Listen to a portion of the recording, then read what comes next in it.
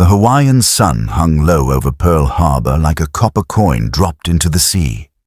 Shadows stretched long across the battleship row moorings, where steel leviathans sat at anchor, their hulls gleaming with a false promise of invincibility. The USS Arizona, the USS Oklahoma, the USS California, names that meant home ports and proud commissions, not yet synonyms for catastrophe. Seaman First Class James Miller stood on the deck of the Arizona, 19 years old, with Kansas dirt still under his fingernails, and his mother's last letter folded in his breast pocket. The paper had worn soft from repeated readings, the ink beginning to fade like memory itself. "Come home safe, Jimmy. We're praying for you every night." He couldn't know, none of them could, that this was the last peaceful sunset they would ever see. In the harbor, 96 vessels sat berthed or anchored. On their decks and in their berths, over 4,000 sailors, soldiers and Marines settled into Saturday evening routines. Some wrote letters home, others played cards, their cigarette smoke curling toward ventilation grates. A few lucky ones had shore leave. They walked the streets of Honolulu in their dress whites, searching for music, for girls, for one more night of youth before the world changed forever. Aviation machinist, mate third class. Donald Stratton was cleaning his bunk on the Arizona, arranging photographs of his sweetheart Velma with the careful precision of a man building a shrine. 20 years old, he'd enlisted to see the world. Pearl Harbor seemed like paradise. Warm water, palm trees, a kind of peace that Nebraska winters couldn't offer. "You going to marry that girl, Stratton?" His bunkmate grinned, dealing another hand. "Soon as we get back to the States," Donald replied, not looking up from Velma's photograph. "Soon as this tour's done." Across the harbor, on Ford Island, Mess Attendant Second Class Doris Miller, a black sailor from Waco, Texas, finished his shift in the officers' mess. In 1941, the Navy's segregation was absolute. Black sailors cooked, cleaned, served. They did not man guns. They did not command stations. They did not become heroes. Not yet. Doris thought about his mother's words before he left Texas. "You're as good as any man on that ship, baby. Don't you let them tell you different." He carried those words like armor, though the Navy had never issued him a weapon to match. The sun sank lower. The light turned golden, then amber, then the color of honey poured slow over water. Across the anchorage, 1,177 men on the Arizona went about their evening, eating, sleeping, dreaming, breathing. By this time tomorrow, most of them would be dead, entombed in steel and seawater, their bodies never recovered. But tonight, they were alive. Sunday morning broke clean and clear, the kind of Pacific dawn that made men believe in God. The first light touched the mountains, then spilled across the harbor like a blessing. Church bells would ring soon. Breakfast smells drifted from galleys. The officers gathered for morning coffee. James Miller was supposed to be up early for watch, but his bunkmate had covered for him. An act of kindness that would save his life. He was in the head, washing his face, when the world ended. Before we dive in, a quick favor. Hit the like button and subscribe. Your support helps the channel reach more viewers and keeps videos like this coming. At 7:48 a.m., the first bomb fell. Not on a military target, not on a fortification. On the hangar at Wheeler Field, where planes sat wingtip to wingtip, arranged for inspection, not defense. They exploded like dominoes, one igniting the next, fuel tanks rupturing, sending flames climbing toward a sky that had suddenly filled with enemy aircraft. James Miller felt the first explosion through the soles of his feet, a vibration that traveled up through the Arizona's deck plates like an earthquake. Then the second, the third, then too many to count. He ran topside and saw hell opening its mouth. The sky had turned black with aircraft, 183 Japanese fighters, bombers, and torpedo planes in the first wave alone. They came in low over the water, their engines shrieking, their payloads slung beneath their bellies like steel eggs, ready to hatch death. Red circles painted on their wings, rising suns that looked, in that moment, like targets, like bullseyes, like the last thing thousands of men would ever see. Battle stations, this is not a drill. But there was no time, no warning, no preparation could have been enough. Torpedoes cut through the water like sharks, their wakes white and straight and inevitable. They struck the Oklahoma first, one, then another, then three more, in quick succession. Each impact sent shock waves through the harbor, water columns rising 50 feet high, metal shrieking as hulls ruptured. The Oklahoma began to roll. Inside the capsizing battleship, men ran toward escape routes that no longer existed. Gravity shifted, became treacherous. Bulkheads became floors, floors became walls. Water rushed in through torpedo holes, black and cold and merciless, filling compartments faster than men could climb. 429 sailors were trapped inside the Oklahoma as she turned turtle, her bottom exposed to the sky like a beached whale. In the darkness, in the rising water, men pounded on steel plates with their fists, with wrenches, with anything they could find, sending out desperate Morse code messages to rescuers who wouldn't arrive for hours. Help us. Water rising, air running out. Help us. At 8:06 a.m., 18 minutes into the attack, a single Japanese bomber flew over Battleship Row at 10,000 feet. Its bombardier had trained for months for this moment, had studied photographs, had practiced on mock-ups. He released a modified 16-inch naval shell, converted into a bomb, weighing 1,160 pounds. It fell through the morning air, accelerating, whistling, aimed with the precision of fate. It struck the Arizona near the second gun turret. Then the Arizona's forward ammunition magazine detonated. The explosion was biblical. The blast wave traveled at 7,000 feet per second, faster than sound itself. The fireball rose 300 feet into the air, a mushroom cloud of flame and smoke and atomized steel. The shock wave shattered windows in Honolulu 10 miles away. Men on nearby ships were knocked off their feet by the concussion. The Arizona's forward section simply ceased to exist. One moment, 540 feet of battleship. The next, a funeral pyre visible from space. James Miller, standing near the stern, felt the heat before he felt the blast. A wall of furnace air that singed his eyebrows, crisped the hair on his arms. Then the deck lurched upward, and he was airborne. Tumbling through smoke and fire and screaming metal, he hit the water hard enough to drive the air from his lungs. Oil covered the surface, thick, black, burning. The harbor had become a lake of fire. Donald Stratton was in the forward part of the ship when the magazine exploded. The blast wave threw him against a bulkhead, breaking ribs, shattering his left arm. Flames engulfed everything, the deck, the superstructure, his shipmates.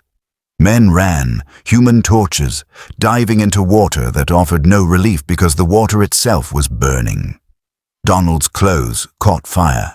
His skin began to blister. The heat was so intense that the paint on nearby metal bubbled and ran like water. He stumbled toward the stern, half blind from smoke, following some animal instinct for survival that overrode the rational certainty that he was already dead. Ahead of him, through the smoke, he saw a rope. It stretched from the Arizona to the repair ship Vestal. Moored alongside, 70 feet of hemp rope that had been used for passing supplies. Now it offered a path through hell itself. Men were already climbing, hand over hand, their palms blistering against the hot fiber. Some made it. Some fell, dropping into the burning oil below, their screams cut short by flames. 1,177 men never left the Arizona. Only 2 survivors remain alive today. Don't let their story die with them. Watch until the end to honor every name, every sacrifice, every choice that changed history. Donald Stratton grabbed the rope with his one good hand. His burned skin stuck to the hemp, peeling away as he climbed. Each pull was agony. Each moment he expected the rope to break, or the flames to reach him, or his strength to fail. But he climbed, inch by inch, hand over hand.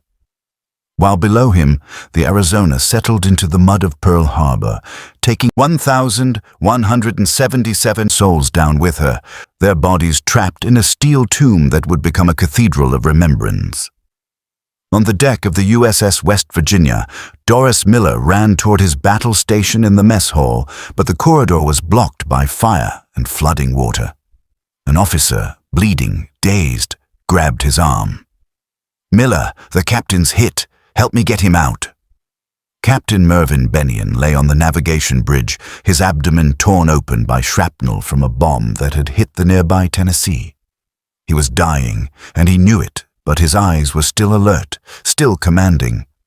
Doris Miller, who had never been allowed to train on weapons, who had never been trusted with anything more dangerous than a mop, lifted the captain in his arms and carried him to a safer position. Then he returned to the bridge, where the anti-aircraft guns stood unmanned, their previous operators dead or wounded. "Sir," Doris asked a lieutenant, "permission to man the guns." The lieutenant, facing death, facing chaos, facing the collapse of everything the Navy had taught him about order and hierarchy, looked at this black mess attendant and saw something he'd been trained not to see. A sailor, a man, a warrior. "Do it." Doris Miller had never fired an anti-aircraft gun, had never been trained, had never even been allowed to touch one, but he'd watched, he'd learned. And now, with Japanese aircraft screaming overhead and his shipmates dying around him, he became something the Navy said he couldn't be. He became a gunner. He fired until the ammunition ran out. He fired until the barrels glowed red. Witnesses would later testify, reluctantly, because crediting a black sailor with heroism challenged the foundations of their beliefs that Miller shot down at least 2 enemy aircraft, possibly more. But Doris Miller wasn't counting kills. He was fighting for his ship, for his brothers, for the right to be seen as human in a Navy that had tried to make him invisible. When the order came to abandon ship, when the West Virginia was sinking, her decks awash, her fires out of control, Doris Miller helped the wounded over the side, then swam through burning oil to Ford Island, his lungs searing with each breath, his eyes blinded by smoke. He survived, and in surviving, he changed everything. The second wave hit at 8:54 a.m., 171 more aircraft, targeting what the first wave had missed. The Nevada, the only battleship to get underway, was bombed and beached to prevent her from sinking in the channel. The Pennsylvania, in dry dock, was set ablaze. The destroyers Shaw and Cassin were destroyed so completely that their hulls were salvaged for scrap. The attack lasted 110 minutes. By 9:45 a.m. it was over. The silence that followed was worse than the noise. James Miller clung to a piece of debris in the harbor, his uniform in tatters, his skin blistered, his mind unable to process what his eyes had witnessed. Around him, the water was thick with oil, with debris, with bodies, some moving, some not. The Arizona burned behind him, her superstructure a twisted skeleton, black smoke rising thousands of feet into the now quiet sky. He heard someone calling for help. Then another voice, then dozens, hundreds, the living crying out from the wreckage, from the water, from ships that were now coffins. James Miller swam toward the nearest voice. Donald Stratton lay on the deck of the Vestal, barely conscious, his body a map of burns and breaks. A pharmacist's mate knelt beside him, wrapping his hands in gauze, trying not to show horror at what he was treating. "You're going to make it, sailor," the corpsman lied, "because that's what you did. You told men they'd survive even when their bodies told you otherwise." But Donald Stratton was stubborn, or lucky, or saved by something beyond human understanding. He would spend months in the hospital, endure multiple surgeries, lose most of the use of his hands. But he would live. He would marry Velma.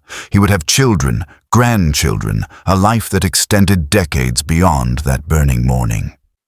And he would never forget the 1,176 men who didn't climb the rope. By nightfall, Pearl Harbor looked like the end of the world. 8 battleships damaged or destroyed. 3 cruisers damaged. 3 destroyers sunk. 188 aircraft destroyed on the ground.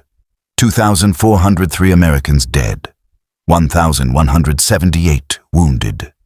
But America herself was not destroyed. She was awakened. The survivors, those who pulled bodies from wreckage, who dove into burning ships to rescue trapped men, who manned guns with hands already burned, who refused to die when death seemed certain, they became the foundation of something the Japanese had not anticipated. They became the reason why. James Miller would serve throughout the war, his ship the sunken Arizona, his duty to remember. He would visit the memorial every year until age made travel impossible. Standing above the rusted hull where his bunkmate still lay, the man who'd covered his watch, the act of kindness that meant life instead of death. Donald Stratton would write a book decades later, when his hands had healed enough to hold a pen. He would tell the story of the rope, of the climb, of the choice to live when dying would have been easier. All the gallant men, he called it, because they were, every one of them. Doris Miller would receive the Navy Cross, the first black sailor so honored. The citation praised his distinguished devotion to duty, extraordinary courage, and disregard for his own personal safety. 6 months later, the Navy would begin allowing black sailors to serve in combat roles.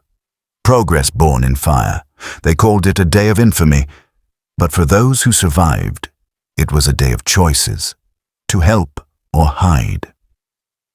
To fight or flee, to remember or forget.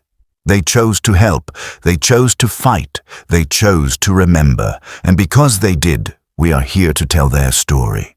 The survivors of Pearl Harbor didn't just survive an attack, they survived to bear witness, to carry forward the names of those who couldn't, to ensure that December 7th, 1941 would never be just another date in a history book. It would be a promise, a memorial. A reminder that courage isn't the absence of fear. It's climbing the rope anyway, with burning hands, through burning air, when every rational thought says, let go. They didn't let go. Neither should we. Of the 335 survivors of the USS Arizona, only 2 remain alive as of 2024. Their average age is 102. When the last survivor passes, their ashes will be interred within the ship, reuniting them with their brothers who never left. The ship still weeps oil. The dead still rest below. Thank you for watching.